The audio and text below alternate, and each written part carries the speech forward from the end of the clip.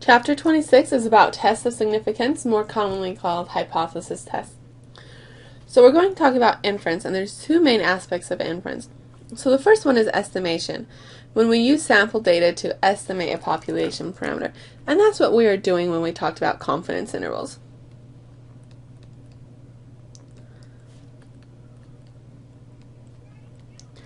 And then there's also tests of significance, or once again, hypothesis tests, where we want to know if a proposed population value is plausible or not. Or we might ask something like, is a difference just due to chance? So for example, 251, a coin is tossed 100 times. Heads comes up 33 times. Could the difference between what we actually got, which was 33 heads, and what we expected, if the coin was fair, that would be 50 heads, be due to chance error? Or is there something wrong with our coin? Or meaning, would the chance of heads really be less than half? So let's go through a few steps here that I have laid out. So number one, let's actually assume that our coin is fair. If our coin truly is fair, then if we toss the coin 100 times, the number of heads is like the sum of 100 draws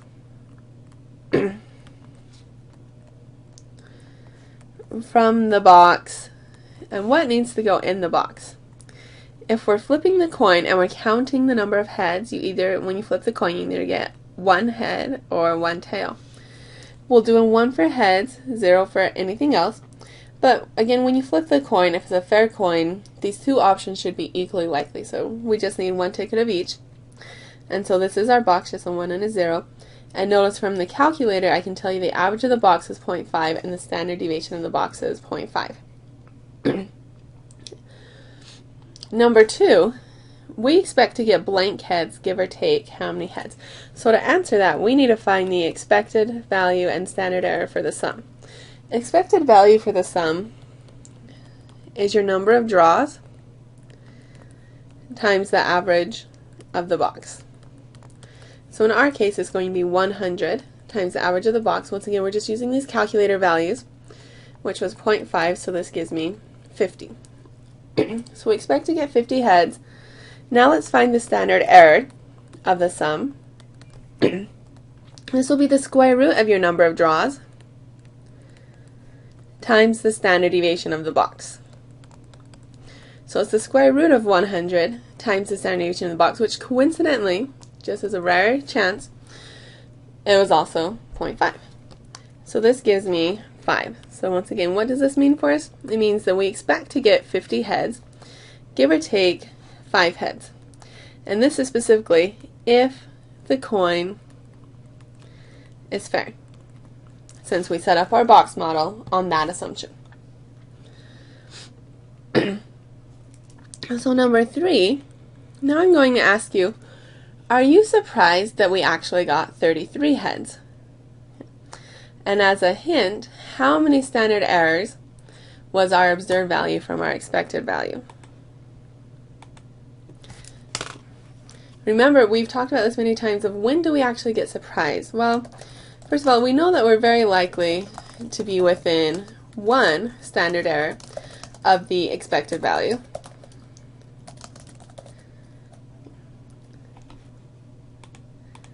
And we're not surprised as long as we are within 2 standard errors of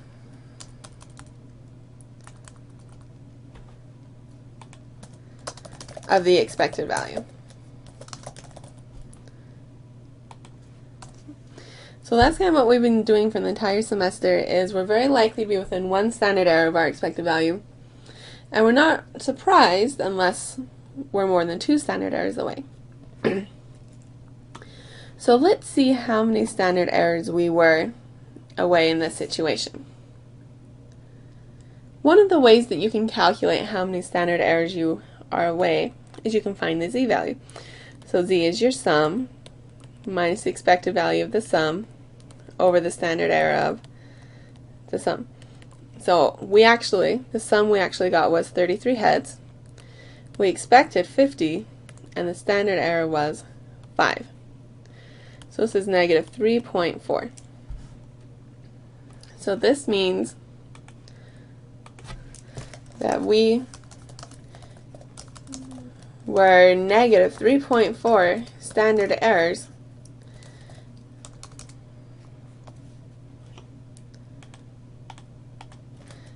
away from the expected value. So yes, 33 heads is very surprising. Because not only was it more than 2 standard errors away, but it was more than 3 standard errors away from our expected value. So z, if we find z with the standard error, then z by definition will tell us how many standard errors we were away from our expected value. So number 4, what is our conclusion? Well, if, now this is a very, very big if the coin was fair, to get 33 heads would be very surprising. Or in other words, our observed actual value was far from the expected value. And this leads me to believe that my original assumption that the coin was fair was an incorrect assumption. So I believe the coin was probably not fair. So once again, if the coin actually was fair, to get 33 heads would have been very surprising, because our observed actual value of 33 was very far from our expected value of 50. And so this leads me to believe that my original assumption that the coin was fair was an incorrect assumption. So I believe that the coin was probably not fair. Once again, just look at number 1. Notice it says, let's assume that our coin is fair. So we assumed that our coin was fair. But now I believe that that was probably an incorrect assumption. So for a few remarks, we just did a hypothesis test, or a test of significance. The key idea is that if our observed value is too many standard errors away from its expected value, that's going to be very hard to explain just by chance. And so statisticians have actually come up with hundreds of different types of significance tests for many different situations. We're only going to go over a few of the very basic tests, though, here in this class. So there's some statistical terminology that we have to know. And it does take a little while to have all of this start to feel natural. So here's our terminology. The first is a null hypothesis. The null hypothesis is a statement that the difference between what we expect to observe and what we actually observe is due to chance. You can also think of the null hypothesis as a statement being tested. And we're always going to reject or fail to reject the null hypothesis. Now, the alternative hypothesis is a statement that the observed difference is real or due to some kind of real-life phenomenon and not just due to chance. The alternative is actually not always, but most of the time, usually a statement of what we suspect may be true or what we're actually hoping to show. So it's kind of strange sometimes that we set it up that way, but once again, the alternative is usually what we're actually trying to show. And the main idea here, is if you reject the null hypothesis, then we would conclude that the alternative is true. So if we look back at our last example with the coins, the null hypothesis in that situation would be that the coin is fair. Okay, that was kind of our status quo, nothing interesting. Or you could write the difference between the observed value of 33 heads and the expected value of 50 heads is due to chance. The alternative hypothesis would be that the coin is not fair. Or you could be even more specific and say the difference between the observed value of 33 heads and the expected value of 50 heads is not just due to chance. In other words, there's some real-life mechanic that's throwing off your observed value, making it different from your expected value.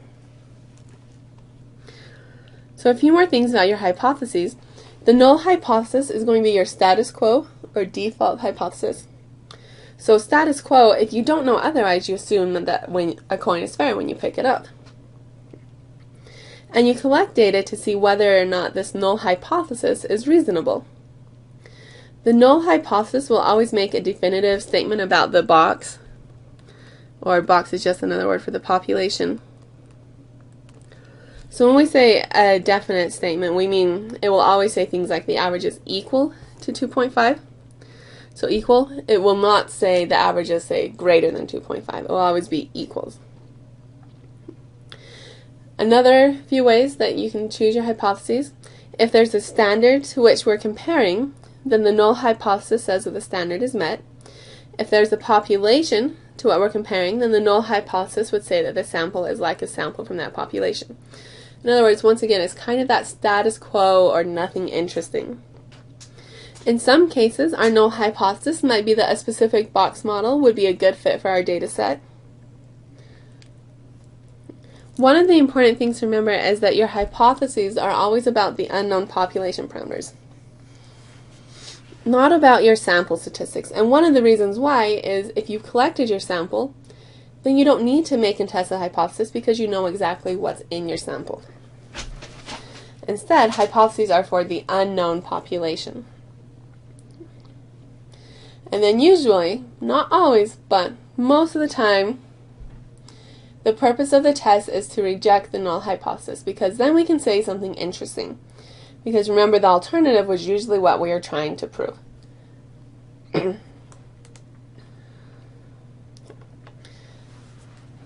So just a little bit more on our hypotheses. We assess the strength of the evidence against the null hypothesis. And an important thing here is that we have to have strong sample evidence that the null hypothesis is false before we reject it. So we only reject a null hypothesis if we have strong evidence against it. Otherwise, we let the status quo stand. The next thing they talk about is a test statistic. So a test statistic is a number that we use to measure the difference between the data we observe and what we expected. Now, one important thing is when we calculate the test statistic, we assume that the null hypothesis is true. Now, the further our actual observed data is from what we expected, the more evidence we have against the null hypothesis. And there are many different test statistics for different situations. We're only going to learn a few in this class. For the specific test, in the coin example, we use the z-value for our test statistic. Z-test statistics, anytime we're going to use a z, is always going to use this formula. Of z is our observed value minus our expected over the standard error. So in our specific example, it was the sum minus the expected value for the sum over the standard error for the sum. And the z-value is going to tell you how many standard errors your observed value is from your expected value. So in our coin example, once again we did z is our sum minus expected value over standard error. So that was 33 minus 50 over 5, which gave me negative 3.4. So my test statistic was negative 3.4. That was my test statistic. And because it was a z-value, it tells me that my observed value was 3.4 standard errors below the expected value. The next thing is called a p-value. And we didn't do the p-value yet. We're going to do it now. The p-value is the chance of getting a sample value or test statistic at least as weird or extreme as the one we got, if the null hypothesis were true. Extreme means far from what we would expect if the null hypothesis were true. The p-value is called the observed significance level, and we can find the p-value as the area under the curve. So in our example, find the p-value. Or in other words, we're going to ask ourselves, notice it's if the null hypothesis were true. Our null hypothesis was that the coin was fair. So it's going to be if the coin is fair, what is the chance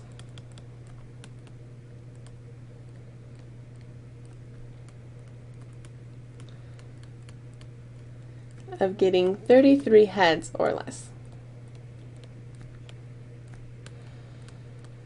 The reason I said less is that less heads would be even further away from our expected value, so it would be even more extreme.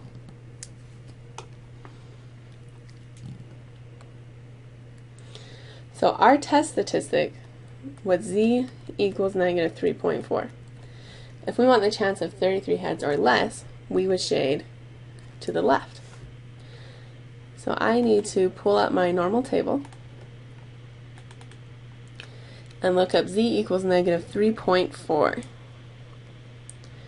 So it looks like that area to the left is 0.0337.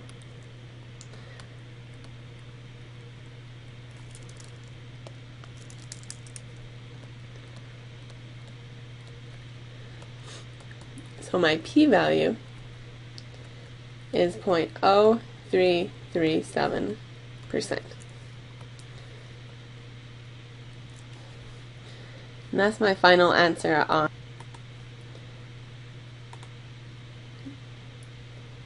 So once again, if the coin was fair, then there's only a 0.0337% chance of getting 33 heads or less. That's a very small chance. That means we probably don't believe that the coin would be fair. Because if it was fair, since that is such a small p-value, we shouldn't have gotten 33 heads or less. So for some more theory, the smaller the p-value, the less likely we are to believe that the null hypothesis is plausible. So the smaller the p-value, the more evidence we have against the null hypothesis. And the smaller the p-value, the more evidence we have for the alternative hypothesis. Now, an important thing to note is that the p-value is not the chance that the null hypothesis is true. So this is probably the worst misconception about hypothesis testing, because it seems like it would be so natural, but it's not the correct definition of the p-value. So you cannot say that the p-value is the probability that the null hypothesis is true. The p-value is a chance of us seeing data or our observed values as far away as what we saw if the null hypothesis were true. Key word there again, if the null hypothesis were true. So if the p-value is small, we tend to believe that the null hypothesis is false. So in conclusion, we will reject the null hypothesis if the p-value is small. How small? Well, the cutoff rules that the person who invented this got to arbitrarily decide is that if it's less than 5%, we say our results are statistically significant. And if it's less than 1%, then they're highly statistically significant. And when we're done, we're going to write our conclusion in the real-world context of the problem. And it's always going to take one of these two forms. Either we reject the null hypothesis and conclude that, etc., or we fail to reject the null hypothesis and conclude that, etc. So for our example with the coins, let's write our conclusion. So our p-value is 0.0037%. That's smaller than 5%. It's even smaller than 1%. But smaller than 5%, so we reject the null hypothesis that the coin is fair.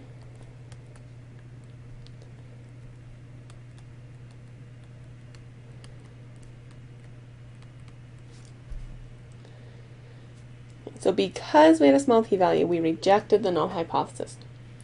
So we rejected the null that the coin is fair, which means that we conclude the coin is not fair.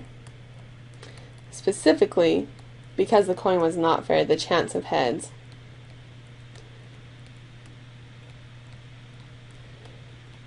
was less than 50%. 50% would have been fair, but it was actually less than 50%, which is why we got only 33 heads instead of the 50 heads we expected.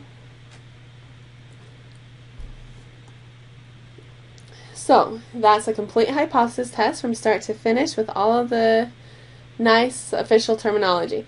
Now we're going to do an example to see how we put it all together. So in this example, Cooper thinks that a roulette wheel is biased towards reds. So in other words, when he says biased towards reds, he thinks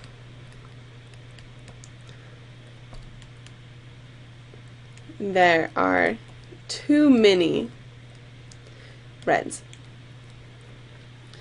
He keeps track of the next 1,000 tosses. Apparently he's bored at work, and finds that he gets 508 reds.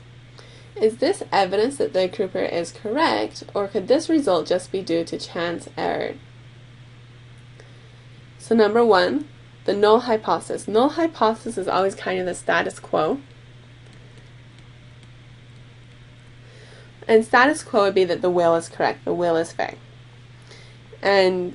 Or you could think of it as the difference between the observed 508 reds and the expected blank reds is just due to chance error. So down below in a second we'll figure out how many reds we actually expected. We'll leave that blank for a minute. The alternative hypothesis is usually what you hope to prove.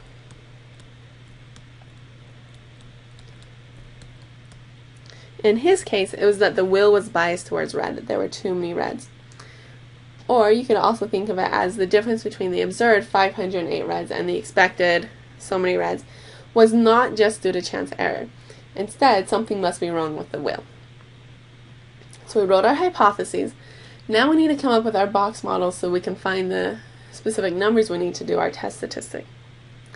So the number of reds we are to get is going to be like the sum of how many draws. So we're doing it 1,000 times, so the sum of 1,000 draws from the box. And what needs to go in the box? We'll put a 1 for reds, and then a 0 for anything that's not red, because remember, if we're counting, we are counting the reds. When you count, you just have zeros and ones inside your box model. Now, on a roulette wheel, if you remember, you may or may not remember, there are 18 pockets that are red, so we'll put 18 tickets for red.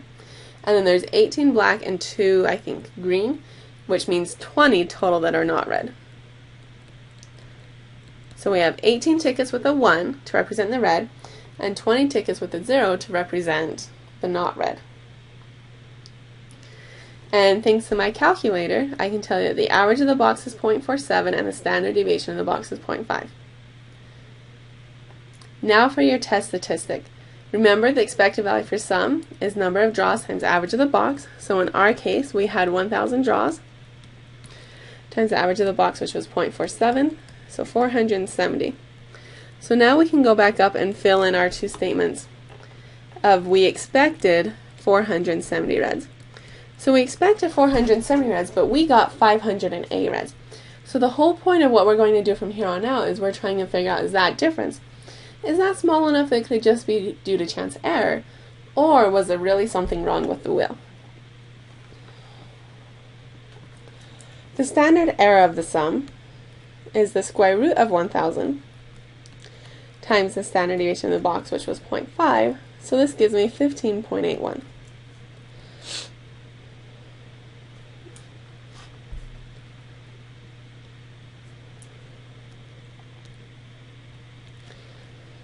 Now let's find our test statistic.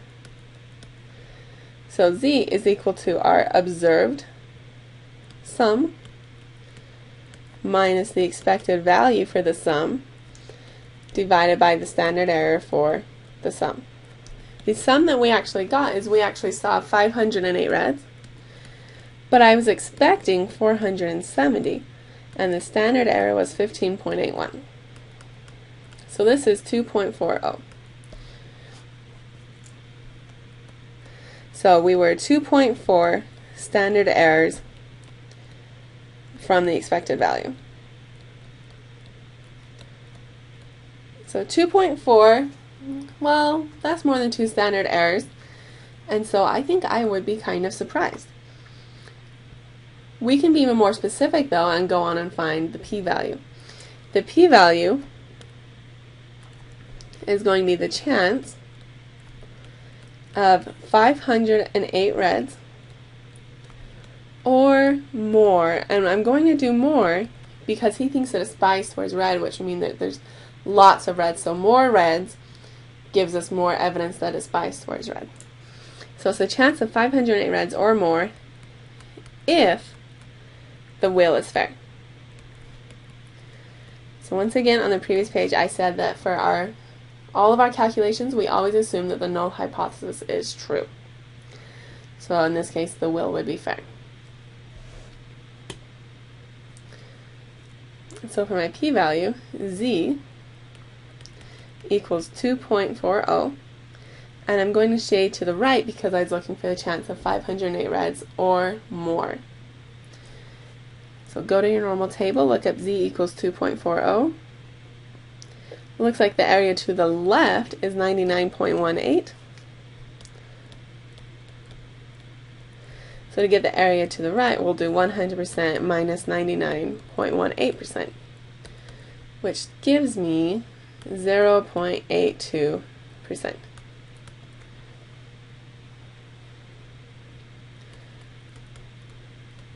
So my p-value is 0.82%.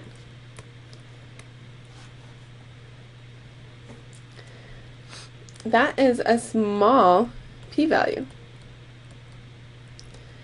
So the null hypothesis that the will is fair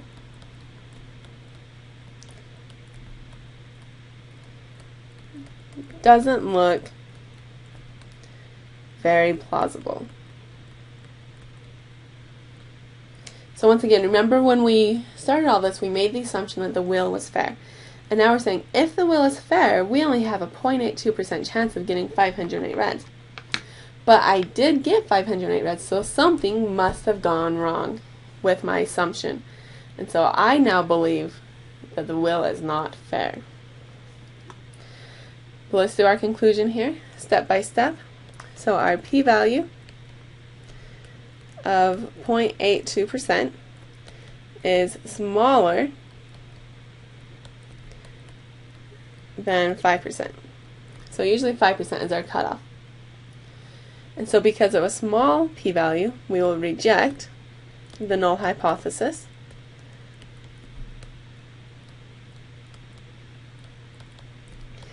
That the will is fair.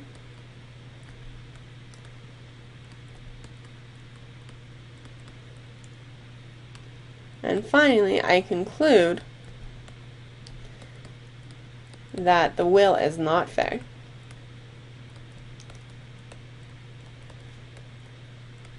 Specifically, that it is biased towards red. So red is coming up more often than it should.